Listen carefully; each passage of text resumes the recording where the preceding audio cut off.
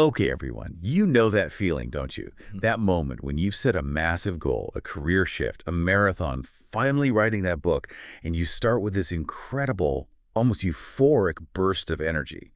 You're fired up. You feel unstoppable. And then, the inevitable happens. The novelty wears off, you hit your first real snag, the challenge becomes harder than you anticipated, and suddenly, that goal that felt so vital begins to shrink. The whisper starts. This is too hard. Why bother? Just stop. Right. And that moment, when the drive feels impossible to sustain, is exactly what we're deep diving into today. We're moving far beyond those simple motivational posters and platitudes, the just think positive kind of advice. And we're going to really analyze the psychological and neurological mechanisms that create genuine, durable confidence and sustained motivation. Yeah, and the sources we're looking at they're pretty rich. We're drawing from behavioral science, a lot of neuroscience research, and some established principles of, resilience and habit formation. Our mission is really concrete. We're trying to build a true science-backed toolkit, custom tailored for you, the listener, to overcome that inevitable self-doubt and that overwhelming urge to quit. So let's unpack the foundational language first, because when people talk about self-belief, they often they blend two really distinct concepts. The first one is self-confidence. This is that overarching general sense of trust in your inherent worth, your big picture resilience, and your belief that, generally speaking, you can handle what life throws at you. Think of self-confidence as your psychological operating system. It's your baseline faith in yourself as a competent person. But then we have self-efficacy, a term defined most prominently by the psychologist Albert Bandura. And self-efficacy is, well, it's fundamentally task-specific. So that's the difference. It's between feeling good about yourself as a person, that's the confidence part, and then feeling confident in your ability to master a specific skill or challenge. So you might have incredibly high efficacy with your cooking skills, for example, but then have incredibly low efficacy when you have to tackle, I don't know, complex financial spreadsheets. Exactly. And understanding this distinction is so vital because you don't build general self-confidence through affirmation alone. You build self-efficacy through specific, repeatable experiences. Our sources, including a pretty comprehensive 2018 study, make it really clear that confidence isn't some fixed trait or personality setting. It's dynamic, it's changeable, and it's highly linked to emotional stability. But most importantly, it's forged through the accumulation of past successes and the consistent support you receive. It's engineered, not inherited. Okay, let's jump straight into that engineering process then. We need to look at the factors that truly fuel our self-efficacy, that task-specific belief that allows us to push forward even when the challenge is steep. So, if we want to understand how to build specific belief, we really have to start with the father of self-efficacy theory, Albert Bandura. He outlined four primary interacting sources that, when you cultivate them, actively raise your trust in your capabilities. And they fundamentally influence the choices you make and the effort you sustain. Okay, so the first source is maybe the most powerful, and it relates directly to the core of accomplishment. This is mastery experiences. Mhm. Simply put, it means achieving things, even really small things. This is the bedrock. I mean, every time you successfully complete a task, especially when you initially perceived as difficult, your brain lays down this powerful cognitive marker. It validates competence. It tells you, I have done this before, and therefore I can do it again. Yeah, and the material we looked at really emphasizes that we often fail because we set the bar way too high at the start. We aim for the huge leap, which, when we fail, just reinforces that feeling of inadequacy. But mastery experiences are built through the accumulation of small wins. I like the analogy of leveling up in a game. You don't jump straight from level 1 to level 100. Exactly. The consistent, deliberate practice of setting and achieving micro goals is what builds that durable efficacy. So if your goal is to write a novel, writing 500 words per day for a month yields 30 successful mastery experiences. And that is vastly more powerful in building belief than one failed, exhausting attempt to write 15,000 words in a single weekend. That accumulation proves competence over time. So the lesson here for you, the listener, is that the task itself is almost secondary to the feeling of completion. You're actively creating a history of success for your brain to reference later on, for when that doubt creeps in. Which brings us to the second source, vicarious learning or modeling. If the first source is all about direct experience, the second shows us that we don't always need to be the one doing the work. We can sort of borrow belief from others. If they can do it, I can too. Right. This is why role models are so crucial, but there's a specific nuance here, isn't there? The most powerful vicarious learning comes from watching people like you succeed. That perceived similarity is absolutely key. If you watch a world-class Olympian achieve something that seems superhuman, it might feel inspirational, but it might not necessarily raise your own self-efficacy in a tangible way. However, if you watch a neighbor, a colleague, or a peer with a similar background and similar constraints overcome a challenge that you face, say, successfully navigating a career change while managing a family, that makes the goal feel real, less abstract, and crucially attainable for you. It breaks down that internal narrative that success is only for some privileged chosen few.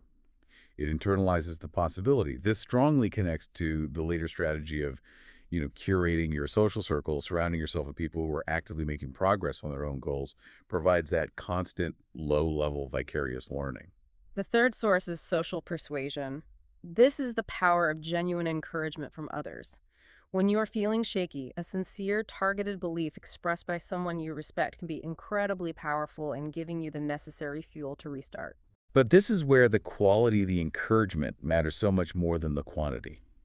Empty praise, just saying, "You're great," Yeah. it actually rings hollow. It can even undermine efficacy because it feels disconnected from the reality of the struggle. Sincere persuasion is specific. It acknowledges the effort and it highlights the skills you successfully used. So instead of saying, just try harder, a supportive peer might say, I saw how you managed the failure of the last project. Your ability to reorganize and recover is one of your greatest assets. I know you can apply that here. That specificity lands because it provides factual evidence of past competence and it bolsters the mastery experiences you've already got in your history. I think so many listeners can relate to that difference.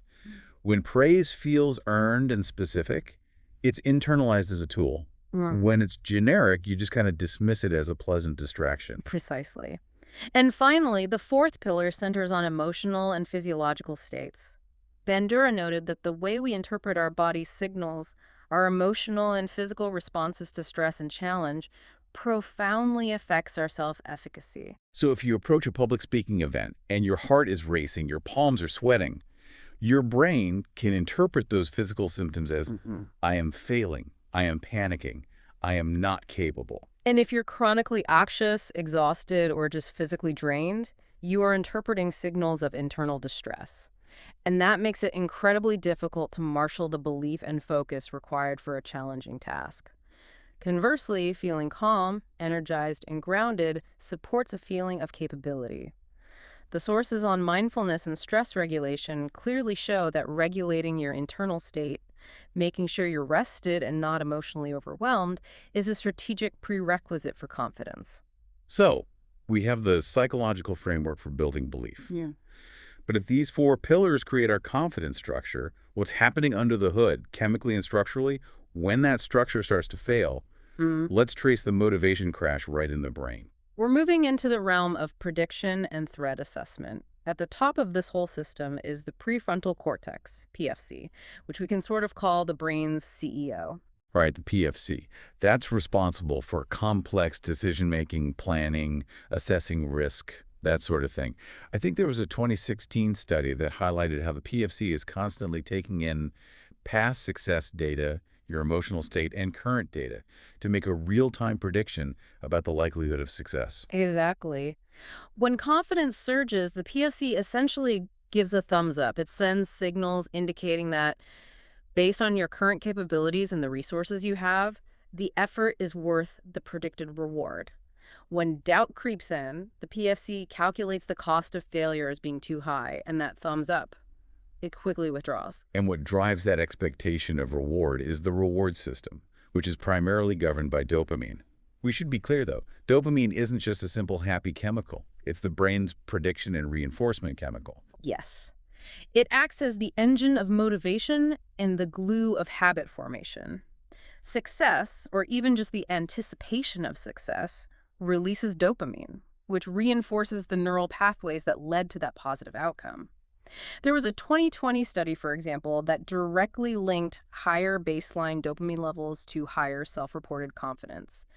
Dopamine isn't just about feeling good, it's about wanting to pursue the next step because you predict a positive outcome. Which is the neuroscientific reason why setting and hitting those small mastery experiences is so potent. You're intentionally dosing your brain with confirmation signals that reinforce the utility of what you're doing. Now let's look at the critical counterpoint, the fear center, the amygdala. Located deep within the temporal lobe, the amygdala is the brain's highly sensitive threat assessor. So an overactive amygdala is hypersensitive to uncertainty, failure, or novelty. When it perceives a threat, even a social one, like the threat of embarrassment or rejection, it instantly triggers the stress response, the classic fight or flight mechanism. And the problem is that when the amygdala screams danger, it instantly prioritizes survival over complex planning. It floods the system with stress hormones and diverts energy away from the PFC. This physical manifestation, the gut feeling of dread, the racing heart, is the neurobiological foundation of self-doubt. It instantly erodes confidence because the body is preparing to run, not to strategically solve a problem. The good news here, though, lies in neuroplasticity. The brain isn't fixed. Even if you have a historically sensitive amygdala, consistent practice can actually train it to chill out. Absolutely. The strategies we'll get into, like mindfulness and deliberate cognitive reframing, they don't just feel good, they physically strengthen the connection between the calm, rational PFC and the impulsive amygdala. The PFC literally learns how to modulate and veto the amygdala's panic signals over time, leading to lower reactivity and greater sustained confidence. And this leads us directly to the hormone dance. We have two key players here that dictate our physiological state related to confidence: cortisol and testosterone. Chronic stress, governed by the release of the stress hormone cortisol, is a direct confidence killer. Elevated cortisol levels actively inhibit the PFC's ability to rationally plan and calmly assess risk. When you're stressed, you're neurologically primed to doubt your own decisions. That's such a powerful point for the listener. Reducing stress isn't a luxury. It's a biological requirement for sustained confidence. So activities known to lower cortisol, like getting adequate rest, physical activity, or spending time in nature, as our sources highlight, are directly enhancing your brain's ability to believe in its own competence. And conversely, you have testosterone, which is linked to assertiveness and risk-taking. While the hormonal feedback loop is complex, studies suggest a positive feedback loop. Acting confidently, like maintaining good posture, asserting boundaries, can slightly increase testosterone. And a balanced ratio, as noted in some 2019 research, of lower cortisol and higher testosterone correlates strongly with higher self-reported confidence. Your body and mind are in this constant dynamic negotiation. So given all this biological machinery, we can now understand why that initial motivation, which is often just a dopamine high fueled by novelty, is, well, it's not sustainable. Why does the high dip and lead to that paralyzing urge to quit? Well, the dopamine crash is inevitable once the novelty wears off and the hard work begins. The brain loses the rush of the immediate anticipated reward. But the real confidence killer is the psychological state of learned helplessness. Right. This is a concept that came from research involving repeated, inescapable negative stimuli. It shows that experiencing repeated failures or just perceiving a goal as impossibly overwhelming can lead the brain to internalize the belief that effort simply doesn't matter. Yeah, if you're consistently putting in effort and you're not seeing corresponding measurable results, your brain eventually just decides, why expend the energy? The outcome is fixed. This is a really self-defeating mindset that halts progress completely. It requires external reframing and strategic action to counteract that deep psychological pattern. And we can't ignore the cumulative toll of external drains. Life requires a finite pool of cognitive resources. When we layer daily stressors, financial strain, interpersonal conflicts, demanding deadlines on top of an already challenging personal goal, the brain experiences decision fatigue. And that decision fatigue is a massive drain on your motivational reserves. Every small decision or crisis consumes mental energy that otherwise would have gone towards sustaining effort on your goal. When you feel drained, you feel less capable, which feeds right back into that low efficacy state. This is amplified by a lack of social support, too. If your social circle is critical or discouraging or constantly questioning your goals, it makes sustaining effort exponentially harder. You aren't just battling the external challenge in your own neurochemistry, you're also fighting against the negative momentum of your environment. That leads to isolation and often surrender. In essence, the urge to quit is often a complex signal, partially chemical with the dopamine dip, partially environmental with the stress load, and partially learned helplessness. But it's not a signal of inherent failure. It's a signal that the current strategy is unsustainable. So if confidence is engineered through these mechanisms, why does the struggle feel so universal? Why do so many capable people experience this deep, persistent confidence gap? We should probably explore the foundational factors that undermine belief, often set in motion long before we even attempt our big goals. One of the most critical and often overlooked areas is the impact of early feedback and the growth mindset. Our sources strongly reference the work of psychologist Carol Dweck, who drew a vital distinction between how we praise effort versus how we praise inherent talent. This is a huge takeaway for anyone listening. We often assume praising intelligence or talent, saying things like, "you're so smart," or "you are a natural," is beneficial. But Dweck's research shows that this can actually be crippling. When you praise innate talent, you inadvertently create what she calls a fixed mindset. If the child or person believes their ability is fixed, they are either smart or they are not, then encountering a difficult challenge or making a mistake becomes catastrophic. Because if a mistake happens, it means they're fundamentally not smart or not talented. Mm.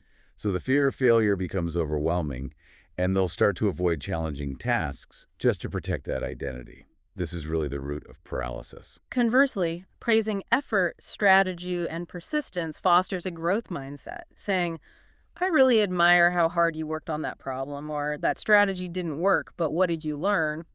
Teaches the individual that abilities are malleable and can be grown through application.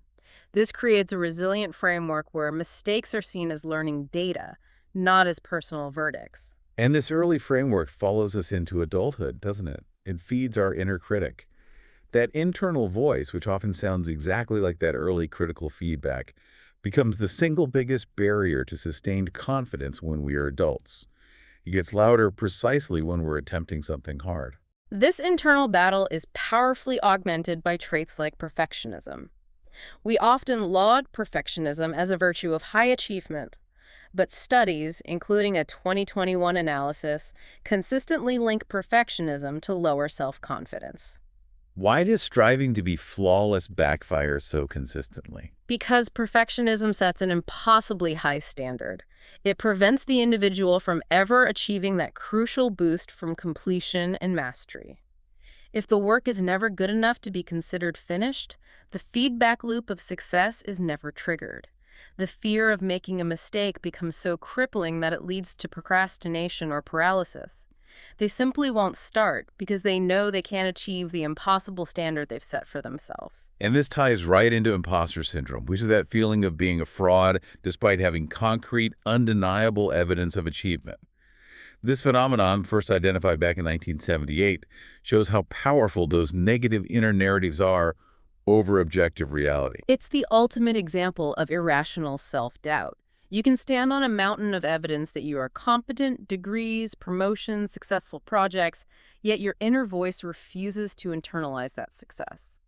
This syndrome shows the necessity of actively challenging those internal biases using factual evidence, which is a key component of cognitive behavioral therapy. We also need to briefly note the impact of societal and cultural factors on how confidence is developed and expressed. For instance, the gender confidence gap is, well, it's pretty well documented. Yeah, a 2014 article noted that women tend to systemically underestimate their abilities compared to men, even when objective performance data is identical. This isn't biological. It's often a result of societal biases, differing expectations, and varied feedback loops, which shape how individuals are encouraged and how their perceived failures are interpreted. Similarly, culture plays a role. While overt self-belief is celebrated in some individualistic cultures, others value humility and group harmony over aggressive self-assertion. This shapes how self-belief is expressed. It's not that people in humility-focused cultures lack efficacy, but rather that their confidence is demonstrated differently and is less likely to be measured by aggressive external striving. And recognizing these deep-seated factors, from early childhood praise to societal expectations, is really the first step toward building the strategies to overcome them. Okay, now that we understand the mechanisms and the common barriers, let's focus on the practical application. This is the science-backed toolkit designed to build the confidence muscle and sustain that crucial momentum. We can begin with a principle that kind of reverses the intuitive approach. Motivation often follows action, not the other way around. So the first tool is to start small and stack wins, focusing on micro goals. This is the practical application of mastery experiences we talked about. We're intentionally setting goals so achievable. So small, write 200 words, run 1 mile, clear 3 emails, that failure is almost impossible. Each tiny completion provides that necessary, predictable dopamine reinforcement. It shifts your brain's expectation from this is too hard to I am capable of follow through. A 2017 study on progress demonstrated that gradual, consistent progress is far superior for motivation than relying on trying to do everything at once. You're building momentum through consistency. The second tool addresses the inconsistency of relying on feeling motivated. Embrace routine through habit stacking. I mean, if you wait for the feeling of motivation to start, you're going to fail often. Yeah. Habits provide structure independent of your feelings. Habits are essential because they conserve cognitive energy. Every morning you have to decide whether to work out or not. That's a drain. But if the task is automated by a habit, the PFC doesn't have to deliberate. The technique of habit stacking leverages existing strong neurological pathways by linking a new, desired habit to an established one. For example, after I pour my morning coffee, that's the existing habit, I will open my language app for 5 minutes, the new habit. The habit of it. The existing pathway just pulls the new habit along with it. This is how you sustain effort even when motivation dips. You rely on structure, not on willpower. And finally, a crucial strategy that combats learned helplessness and burnout. Rest, don't quit. The overwhelming urge to stop is often a signal for strategic recovery, not a verdict on your ability. Right. When you are experiencing decision fatigue and your cortisol is peaking, pushing relentlessly becomes counterproductive. You start making mistakes, and those mistakes further erode your self-efficacy. Rest, in this context, is a strategic necessity, not a sign of weakness. So the actionable step is to build rest into your routine. Utilize techniques like the Pomodoro technique for short, focused breaks, or take a full day off if you recognize the symptoms of true burnout. A rested brain returns to the task with regulated cortisol, restored cognitive energy, and a fresh perspective, often reigniting drive without relying on sheer force of will. Okay, so how we interpret setbacks is probably the single biggest predictor of whether we continue or stop. The vital tool here is to reframe failure as data. We have to move away from seeing failure as proof of inadequacy and view it clinically as neutral feedback. Failure isn't the opposite of success. It is a critical, unavoidable part of the process. This reframing is key to reducing self-criticism and increasing resilience. You think of the classic historical examples, J.K. Rowling's numerous rejections, or Thomas Edison's famous quote about not failing but finding 10,000 ways that didn't work.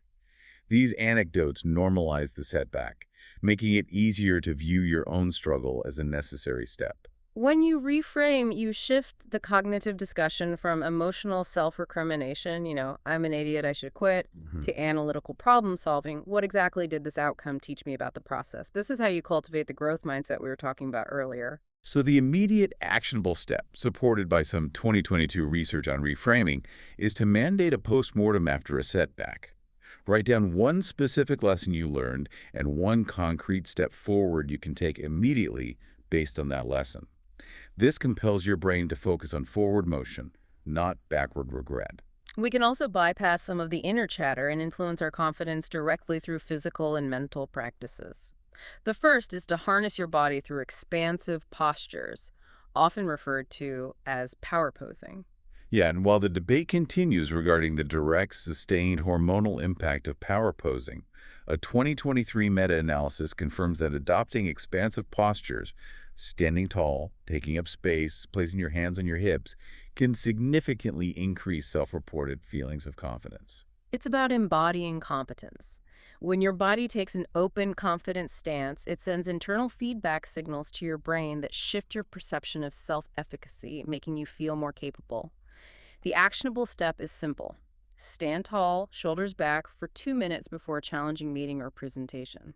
Next, we use the mind to pre-program success. Visualize success through mental rehearsal. This is incredibly effective because when you vividly picture yourself performing a task successfully, you are activating the exact same neural pathways in your brain as if you were truly doing it. The brain doesn't completely distinguish between a real action and an intensely imagined one. A 2018 study in Frontiers in Psychology showed that this mental practice actively increases self-efficacy. You're building competence maps in your brain without taking physical risks. So the actionable step is to take 5 minutes daily to visualize the success vividly, include the sights, the sounds, and crucially, the positive emotional and physiological feelings of accomplishment. Make it a complete mental movie. And we absolutely must actively combat that inner critic. We need to tame the inner critic by applying principles from cognitive behavioral therapy and psychological distance.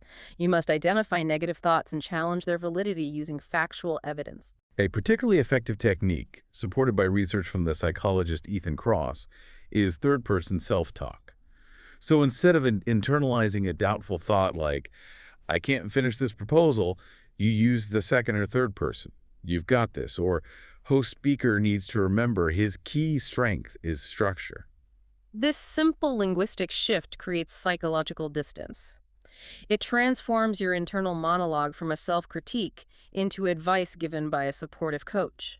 It reduces the stress associated with the task and provides an objective boost in resolve because the advice is perceived as more authoritative and less emotionally charged. To put this into practice, you can create that evidence locker we mentioned earlier. List 3 specific recent accomplishments. When the inner critic attacks, pull out the evidence. Challenge the emotional critique with cold, factual data. And finally, we can train your brain using mindfulness. This isn't just about relaxation, it's a direct neurobiological exercise. Mindfulness and meditation help regulate emotions and the amygdala itself. By consistently practicing mindfulness. By focusing on your breath or a single point, you are actively strengthening the PFC's ability to observe your thoughts and feelings without being swept away by them. The 2023 research confirms that this practice leads to increased confidence by fostering calm and self-awareness.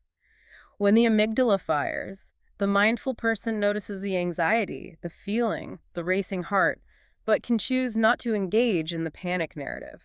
They stay present, focused, and attentive, which are key components for sustaining difficult action. Building true, unwavering confidence and drive is a continuous process. It's about setting up long-term systems, not just relying on short-term tactics. The foundation of long-term resilience is anchored in purpose. You have to re-examine your why. This is your motivation anchor, and it must be emotionally significant. It's the critical shift from a generic, external goal to a deeply personal purpose. If your goal is vague, I want to make more money, it's going to fail when difficulty hits. But if your why is connected to something emotionally significant, I want to achieve financial stability so I can afford to spend 3 months traveling with my aging parents. That emotional connection is what pulls you through the struggle. Having a clear, deeply personal purpose provides a protective layer against setbacks. When you hit a snag, you reconnect with that powerful internal purpose, which research shows leads to far greater resilience and sustained effort. Write down your why in detail and make it visible everywhere you need a reminder. Next, we have to be proactive about our environment. Curate your circle, where you're significantly influenced by the energy and attitudes of the people closest to us. Yeah, the famous Framingham Heart Study demonstrated that phenomena like happiness and motivation are socially contagious. They spread through interconnected social networks. If you surround yourself with perpetually negative or discouraging people, you're setting yourself up for an unnecessary drain on your motivation. We're not suggesting you abandon every challenging relationship, but you do have to strategically prioritize spending time with supportive people who lift you up, who provide that genuine social persuasion, and who offer positive vicarious learning. The actionable step is simple yet profound. Reach out to someone who genuinely believes in you and ask for their specific perspective on your challenge. Leveraging their belief can often restart your own engine. A crucial long-term habit is to track your progress. Don't rely on memory or feeling, because your brain often defaults to highlighting recent failures and forgetting all the accumulated success. You need concrete, visual evidence of your efforts and achievements, a journal, a spreadsheet, a visual chart. This practice counters that pervasive feeling of not getting anywhere that learned helplessness thrives on. Seeing those small, consistent steps add up provides an undeniable, tangible reminder that you are moving forward, which is a massive boost to confidence and essential for accountability. And finally, we must possess the wisdom and courage to know when to pivot. Sometimes the persistent urge to quit is not a sign of weakness, but a signal that the goal itself is no longer aligned with your deepest values or evolving priorities. Life changes rapidly. Holding on to an obsolete goal, a career path chosen a decade ago, a hobby that no longer brings you joy can be a relentless, silent source of demotivation. Accepting the need to change direction is not failure, it is self-awareness, courage, and growth. It takes confidence to step away from a path that everyone expects you to follow. Pivoting is self-respect. It's strength in recognizing that you have the efficacy to choose a better path rather than merely persisting down a difficult but ultimately unfulfilling one. So we've arrived at the end of this deep dive with a crucial understanding. Confidence is not a gift or an innate personality trait, it is a skill set. It is engineered through specific psychological principles, hormonal regulation, consistent action, and intentional self-regulation.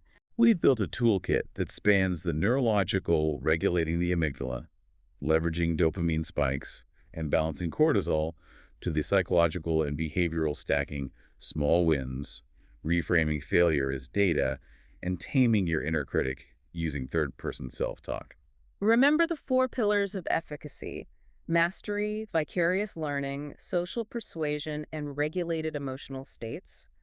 These are the levers you pull to increase your specific belief in your You abilities. do not need to implement all of these strategies immediately. Just pick one tool that resonated with you today.